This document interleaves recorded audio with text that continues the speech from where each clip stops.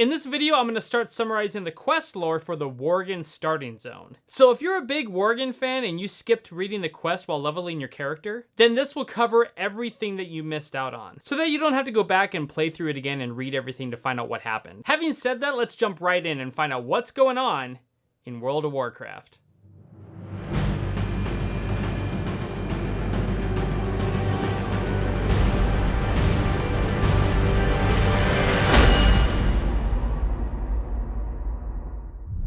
Before we get started, my name is Cameron and I summarize the quest lore that so many people skipped over while playing World of Warcraft. And I know people skip this stuff because I was one of those people for the past like 15 years. Now, this isn't a deep lore channel, although there are times when a little bit of further explanation is needed, but for the most part, we're just gonna cover the quest lore. So if this sounds like your kind of thing, make sure to hit that subscribe button and join me on the adventure. I would love to have you a part of this community. So, Worgens. The people of Gilneas used to be cool with the Alliance back in the day, but after the Second War, they started losing trust in their allies, and built a big wall around their city, literally cutting them off from anyone on the outside. Now with the threat of the undead pushing against them, the people of Gilneas know that they won't last much longer. Plus, there's word of a strange creature within the city borders. So with that little backstory, you start off in the city of Gilneas, and in front of you, Prince Liam Greymane is leading a group of soldiers, getting them ready for the attack from the Forsaken. When speaking with him, he asks you what you're still doing here, and says that the city is under complete lockdown. He then tells you to go see Lieutenant Walden, who will give you further directions for evacuation. So you head out to meet up with Walden, and once you find him, well, this really isn't starting off so well. You see,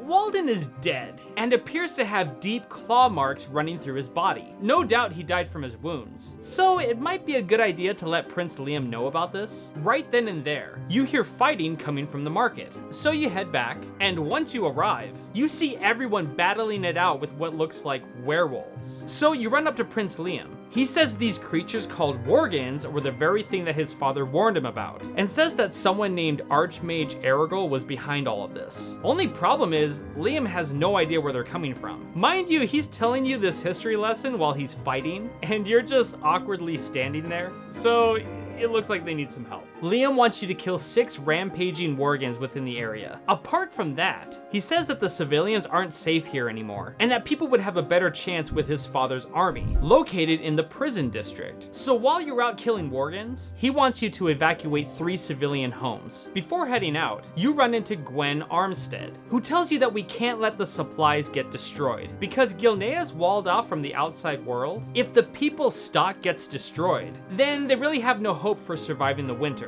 So she wants you to salvage 4 supply boxes while you're out in the area. Now you head out, kill the 6 Worgen, evacuate 3 civilian homes, and retrieve 4 of the salvaged supplies. Then you run back to Gwen and deliver the crates. She's grateful and says that she'll make sure that these get to a safe place, and rewards you with the salvager's bag. After that, you report back to Liam. He says that killing the Worgen hasn't helped at all because they're just not letting up. But he rewards you with the wolf fur coat, which is a really awkward time to give someone something like that. I mean, he's probably thinking, this is really bad. We're all going to die. Here, take this coat.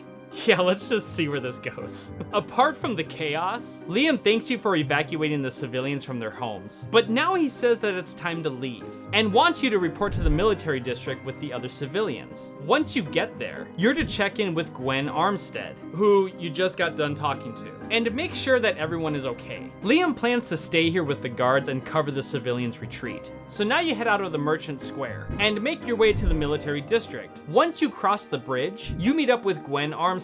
She says that everyone's okay, a little shaken, but alive nonetheless. She also mentions that there are Worgen on this side of the city as well, and that she and the civilians are going to continue heading south once everyone is accounted for. Oddly, Gwen mentions that a woman named Lauren was asking about you, said something about how she was disappointed hearing that you were all right, because she may have mentioned that she owes you money. Like, man, I hope that guy dies so I don't have to pay him back. Wow.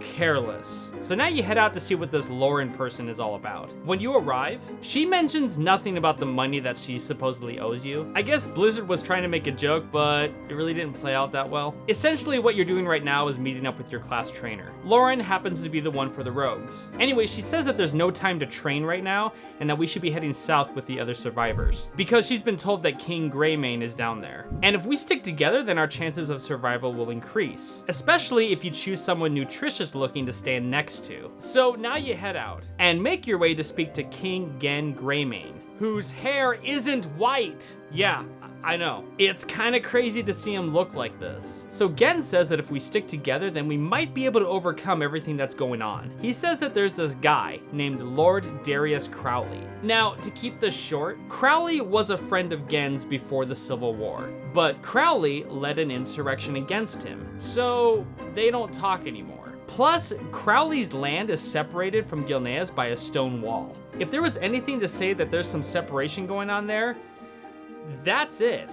But now, Gen says that Crowley is the exact person that we need in this situation. So the king wants you to meet up with Captain Broderick inside of the Stone Ward prison to ask where Crowley might be. Before you head out, you speak with Lord Godfrey. Now, he's not thrilled that you're planning on risking your life for a traitor, that being Crowley, but Godfrey asks you to do something useful while you're at the prison, and that would be killing 5 blood-famed Worgen. So now you head out, kill the 5 Worgen, and then you head into the prison to speak to Captain Broderick. He's confused as to why King Greymane wants to save Crowley, but says that if you want to risk your life, then go for it, and that he's upstairs probably plotting against the king as we speak. So you head to the top, and once you get there, you speak with Lord Darius Crowley. He says that the king is right, and that we Gilneans need to stick together, because these beasts don't care about our politics. Crowley then mentions that one of the Worgen got his friend named Dempsey really good, and that we can't move from here until his bleeding is stabilized. So Crowley wants you to hold off the Worgen that are attacking for about 2 minutes while they mend their friend. So you stand your ground, and fight the Worgen that attack you in the group.